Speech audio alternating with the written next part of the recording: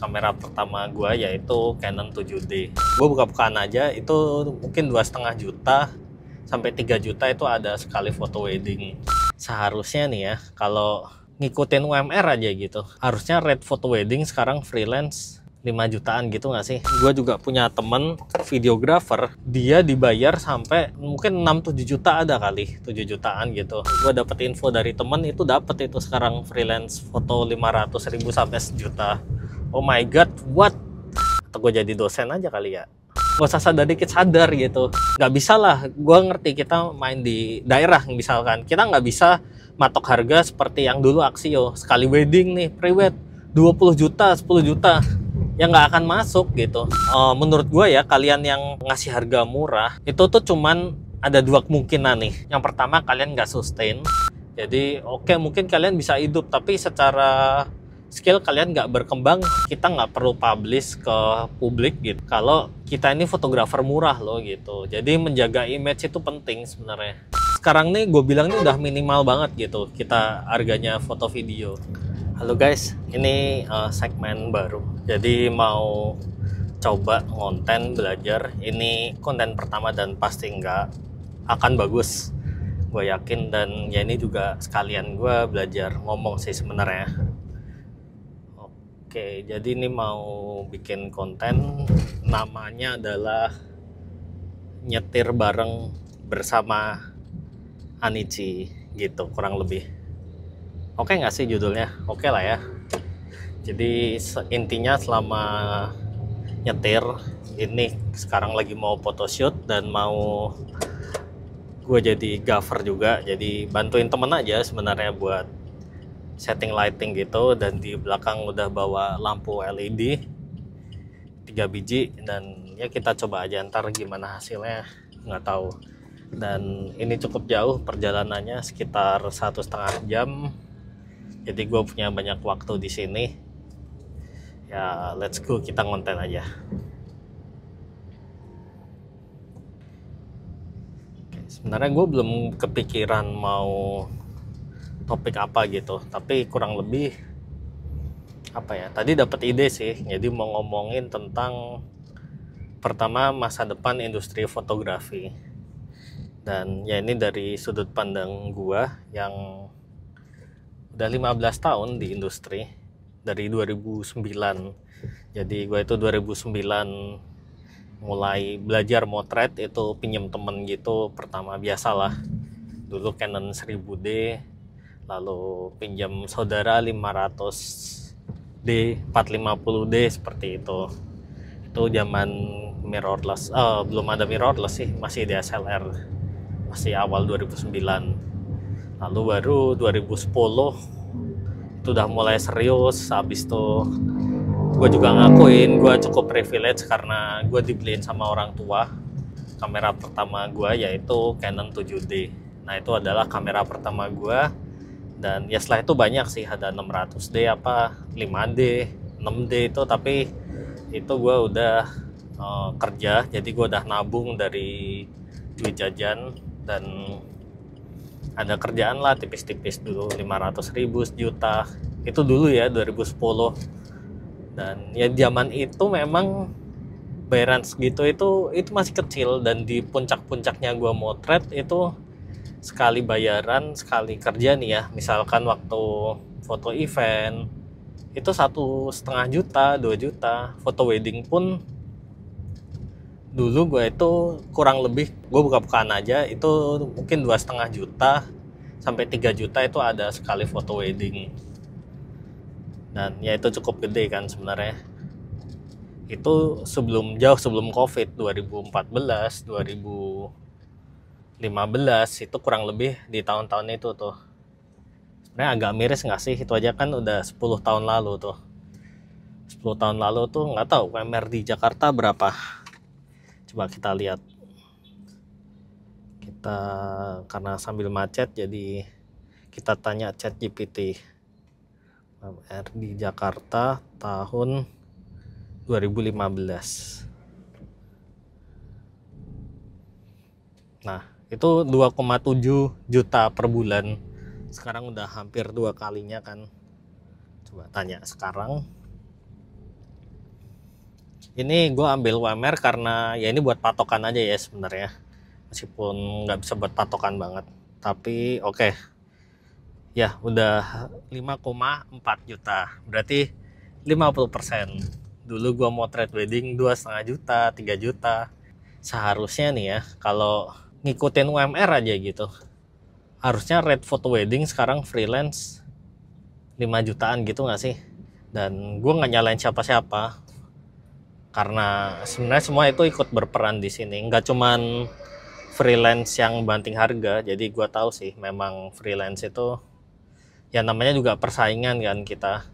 Dan secara vendor, karena gue juga pernah jadi vendor, gue pernah ada di posisi vendor, gue juga tahu gue pasti bakal nyari yang termurah gitu, dan tapi dengan kualitas yang terbaik ya, karena gue dulu pernah punya pengalaman kerja sama freelancer yang jelek gitu. Jadi ya itu nggak banget sih, malahan hasilnya itu berantakan semua, udah dapetnya dikit. Jadi karena gue waktu itu harganya juga ditekan sama bridal, jadi ya gue juga sedikit akhirnya dapatnya sedikit, bayar freelance-nya juga bisanya dikit, kayak gitu loh. Itu kayak masalah chicken and egg gitu, yang siapa dulu gitu. Tapi yang pasti menurut gue semua berperan sih, dari industrinya sendiri terlalu saturated, terus nggak ada yang berani ngedorong harga ke atas gitu. Gue jadi inget deh, dulu itu ada beberapa vendor yang berani memang dorong harga ke atas. Contohnya nih, dulu waktu gue 2010 yang sempat ngetren di dunia perweddingan itu, dulu trennya si Axio. Itu mungkin 2010-an, dia bisa dibilang pionir, nggak pionir banget, tapi yang mempopulerkan lah tema-tema filter vintage waktu itu. Jadi fotonya tuh agak kuning-kuning gitu, kayak warm romantic gitulah. Terus yang private di luar negeri ala-ala itu, setahu gua, sepengalaman gua, memang Axio itu yang memang dia salah satu pionir lah gitu. Dan dia benar-benar ngedorong harga ke atas sih. Jadi dulu yang vendor wedding dan bridal itu di area Jakarta ya, nih gue ngomongnya, dan dari sudut pandang gue, karena setiap orang pasti punya sudut pandang lain-lain, beda-beda gitu. Di tempat gue sendiri vendor wedding waktu itu, ini waktu zaman gue masih dibayar 2,5 jutaan ya, itu gue termasuk dapat vendor yang menengah. Jadi dia tuh bisa kasih harga ke klien 2 foto 2 video plus album itu kurang lebih 20-an juta lah gitu. Jadi ya masuk akal kalau dia bayar freelance 2,5 juta, kadang sampai 3 juta kalau memang freelance-nya yang udah pengalaman gitu, yang udah pro lah, bisa dibilang bisa sampai segitu. Bahkan gue juga punya temen videographer, dia dibayar sampai mahal itu, mungkin 6-7 juta ada kali, 7 jutaan gitu. Tapi memang dia in charge gitu. Jadi vendor, anggap aja vendor A ini ngebayar teman gua videographer, dan pokoknya in charge di bagian video. Jadi dia nyari tim sendiri, dia ngedit sendiri dan sebagainya gitu. Dibayar all in, pokoknya gua kasih lo sekian juta, lo kerjalah gitu, lo cari tim sendiri kayak gitu, gua percaya sama lo. Ada juga yang kayak gitu. Dan itu dulu sebelum covid, itu 2000 ya, itu 15, 16, 17 sampai 18 lah, itu masih cukup tinggi itu sebenarnya. Lalu ya setelah covid agak serem sih harga-harga sekarang ya. Kalau kalian tahu aja kan, harga sekarang itu sebentar ya, gue kayaknya harus ngisi kartu flash dulu supaya nanti nggak macet-macetin. Tadi sampai mana tadi? Oh ya, itu tadi kan temen gue juga dibayar mahal, kurang lebih segitu kan. Nah sekarang kalau kita lihat agak miris sih. Coba deh, gue nggak tahu buat kalian yang lain ya, tapi ini dari pengamatan mata gue, sekarang itu foto, ini gue sebagai perbandingan foto wedding aja ya, karena yang gue tahu di situ industri yang memang gue bermain gitu, wedding, event, portrait gitu. Terutama wedding, karena temen gue banyak di perweddingan gitu. Itu sekarang ya, kalau kalian mau tahu, tadi gue kan 2,5-3 juta gitu kan. Sekarang itu rate-nya tuh bisa, ini Jakarta loh ya, Jakarta nih, mungkin 1,5, 1,5. Kalau agak ke kampung-kampung dikit mungkin 500 sampai 1 juta kali. Itu gue dapet info dari temen, itu dapet itu sekarang freelance foto 500.000 sampai 1 juta. Oh my god, what? Gila nggak sih? Lu makan aja ya, makan secara proper nih di sini. Sekali makan aja itu satu orang 100.000. 2 kali makan 200-300 gitu. Itu proper ya, gue bilang, bukan yang makan wartegan banget gitu. Cuman nggak sampai yang restoran juga. Sekali makan aja segitu. Sekali isi bensin coba berapa? Kalau mobil aja bisa 400-300 ribu gitu. Dan dibayar itu cuman segitu. Dan itu agak sedih sih menurut gue. Jadi oke, gue mungkin bisa bilang bisnis fotografi atau jasa fotografi konvensional yang kita tahu selama ini is dead.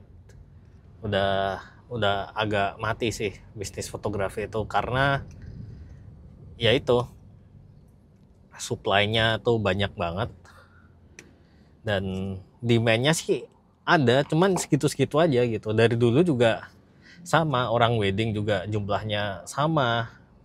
Let's say setahun yang wedding ada 10.000 pasang gitu misalkan. Ya dulu sama sekarang kurang lebih sama lah, 10.000 pasang juga gitu. Meskipun gua nggak ada datanya, tapi gue bisa bilang nggak beda jauh sih harusnya. Demand-nya juga sama, dulu butuh UMKM apa juga butuh foto. Bedanya dari online sih, jualan online itu banyak banget yang buka kayak jasa foto katalog apa gitu, itu harganya juga lumayan. Dan ya itulah, tapi yang balik lagi ke pembahasan yang harga tadi itu, menurut gue ya memang udah susah sih. Kita nggak bisa bilang juga, karena ini gadget kan gampang diakses kan, jadinya semua orang itu bisa jadi fotografer sekarang. Dan itu gue udah bilang berkali-kali di banyak sekali konten gue.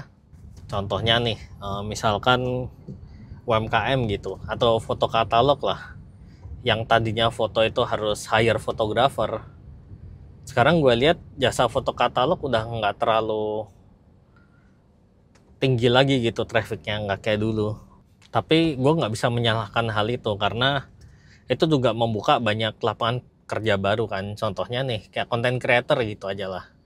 Content creator yang banyak manfaatin handphone itu kan, yang tadinya orang nggak bisa dapat kesempatan konten karena rumit, pakai kamera yang mahal-mahal kayak gini, terus pakai harus nyeting audio gimana, lampu gimana.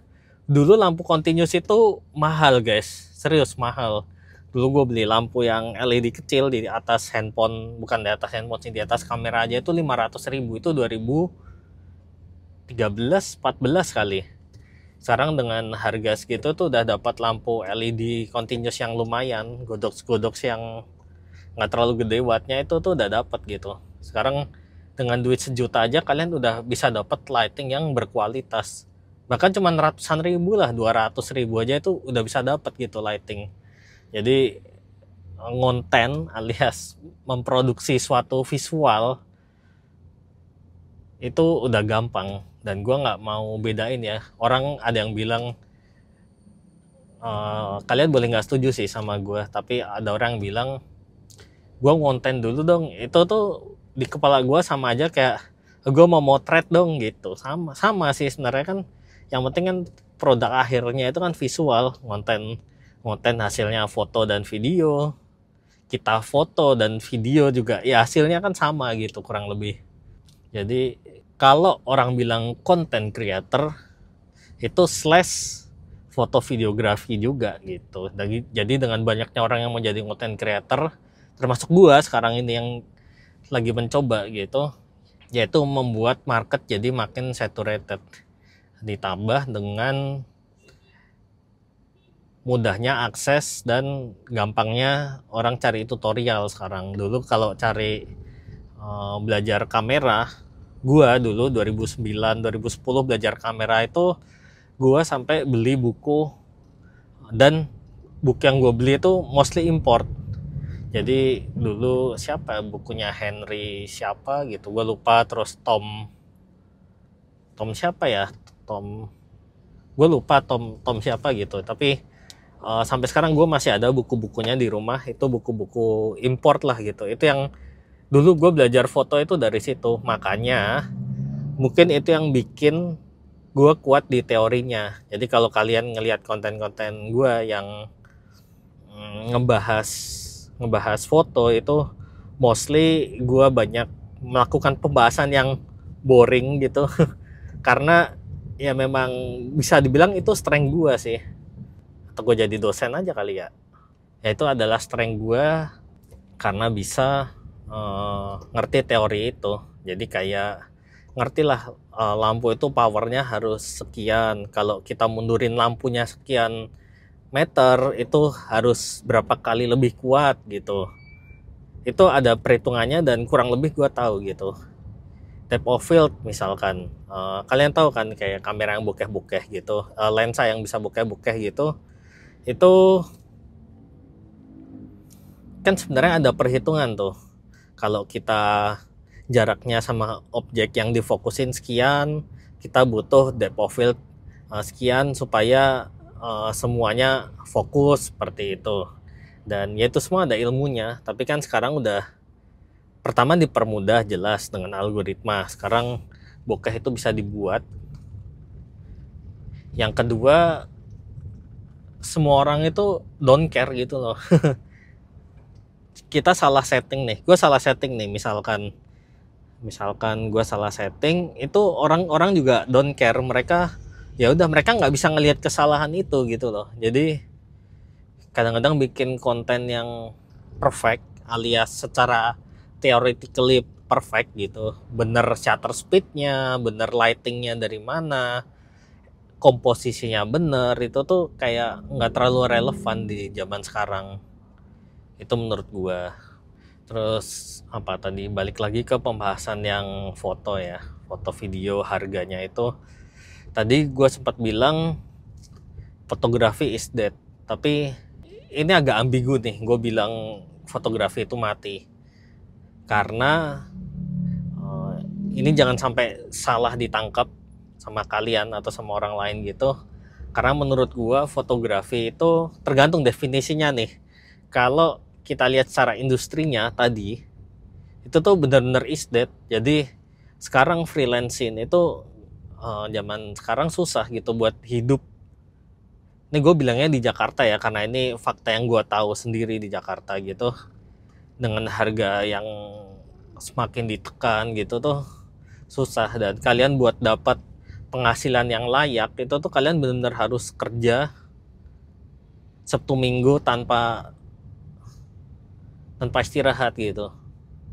Dulu gue Sabtu Minggu dengan bayaran 2-3 juta itu gue bisa ngantongin berapa puluh juta itu sebulan, 30, kadang nyampe loh 20, 30 itu nyampe. Itu bersih loh ya, itu segitu tuh nyampe dulu. Sekarang coba deh bayangin kalau bayarannya itu cuman 1 juta, 1,5 aja. Kalau kita kerja Sabtu Minggu itu cuman 3 juta. Dan kalau full sebulan 4 minggu kerja full Sabtu Minggunya ya, itu cuman 12 juta. Sedangkan inflasi kalian tahu berapa. UMR aja udah naik 2 kali lipat kan tadi secara data. Masa fotografi segitu-segitu aja sih? Kalian sadar dikit gak sih? Sadar gitu loh. Gak usah sadar dikit, sadar gitu. Bullshit lah kalian misalkan bilang, kemarin gue sempat baca tuh di thread, foto itu kan memang harus disesuaikan marketnya. Nggak semua orang bisa ngebayar sekian gitu. Bener, gue setuju gitu. Memang marketnya itu harus sesuaikan. Kita nggak bisa lah, gue ngerti kita main di daerah misalkan, kita nggak bisa matok harga seperti yang dulu Axio. Sekali wedding nih, pre-wed 20 juta, 10 juta, ya nggak akan masuk gitu. gue paham bener gitu. Dan mungkin kalau di daerah mungkin cuma 500.000, bahkan kurang mungkin 200.000 gitu buat foto pre-wed. Ya oke gitu loh. Cuman gimana ya, menurut gue ya, kalian yang ngasih harga murah itu tuh cuman ada dua kemungkinan nih kalau kalian harganya murah. Yang pertama, kalian nggak sustain. Jadi ya mungkin cuman fotografer setahun 2 tahun, kamera rusak, udah kalian udah nggak punya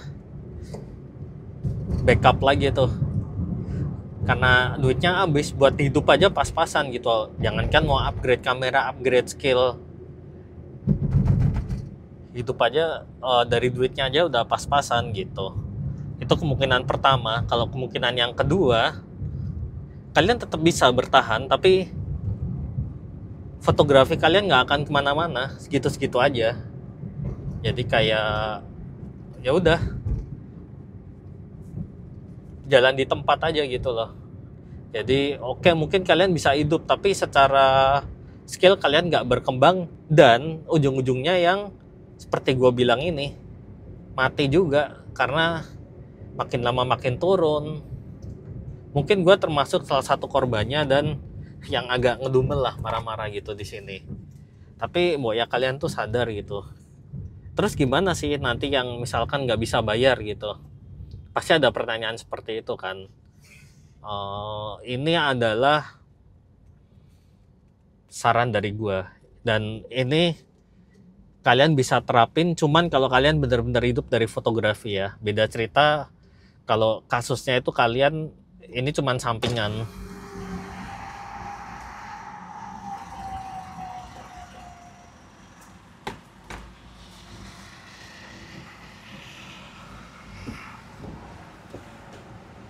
Saran gue nih, kalau kalian benar-benar hidup dari fotografi dan kalian terpaksa nih harus banting harga lah istilahnya demi kalian bisa makan, bisa hidup gitu, setidaknya kalian nggak perlu, pertama nggak perlu publish sih harganya, maksudnya nggak perlu jual murah gitu loh.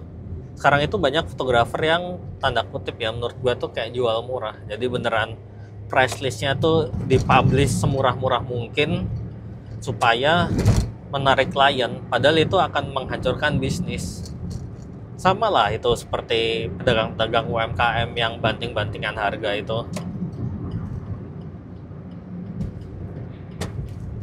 Ujung-ujungnya dilibas kan sama yang well, yang memang bisa kuat gitu nafasnya. Karena ini kan kita ngomongin bisnis, beda cerita kalau hobi ya. Terus yang kedua, kalau memang jobnya nggak sesuai sama price list yang kalian udah hitung nih, misalkan ini topik lain lagi ya, tapi seharusnya kan kalian udah hitung kan. Misalkan kalian hidup di desa gitu, atau di mana lah gitu yang biaya hidupnya kecil. Oh berarti kita perlu hitung nih, kamera itu misalkan kita bilang penyusutan anggap aja 5 tahun. Berarti kalau penyusutan 5 tahun, nanti kan 5 tahun lagi perlu ganti, berarti dalam setahun tuh keluar duit berapa juta, nanti dibagi lagi, bagi 12, jadi per bulan itu kita butuh balikin modal misalkan 500.000 gitu per bulan. Berarti kalau per bulan ada, kita ngincar 4 job, berarti satu jobnya itu biaya kameranya doang 125.000 gitu. Ini kasarnya aja ya, tapi kurang lebih kayak gitu. Itu kan perhitungan-perhitungan bisnis yang harus dilakuin, dan sebenarnya harusnya kayak gitu, dan tapi nggak dilakuin gitu. Terus ditambah gaya hidup kalian. Nah, kalian yang hidup di kota dan di desa, kalian yang punya rumah sendiri, yang udah berkeluarga, pasti kan beda gitu. Jadi kalian harus hitung semua itu supaya nggak boncos. Dan ya menurut gue kalian itu harus belajar tolak kerjaan sih kalau memang kerjanya itu nggak sesuai. Misalkan gue cuman ada budget nih 500.000 buat foto, oke.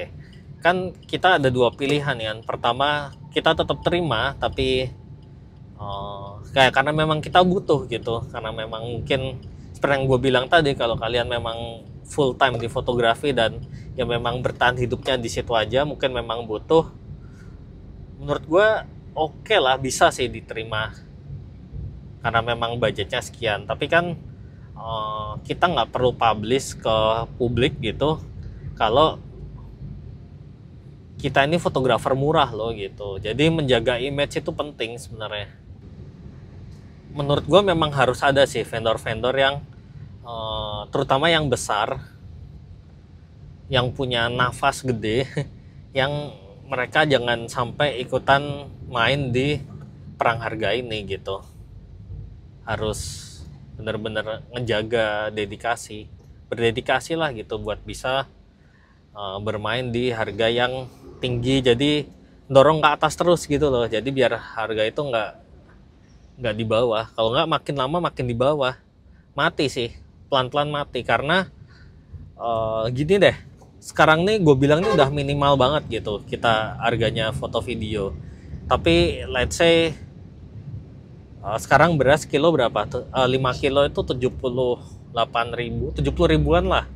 Beras Indomaret gitu yang basic gitu. Kita nggak tahu kan, misalkan 5 tahun lagi, 10 tahun lagi harga beras berapa gitu. Misalkan 100 ribu atau 140 ribu udah naik 2 kali lipat nih 10 tahun lagi. Masa kalian masih bisa bertahan dengan harga sekian gitu? Harga fotografi tetap 1 juta.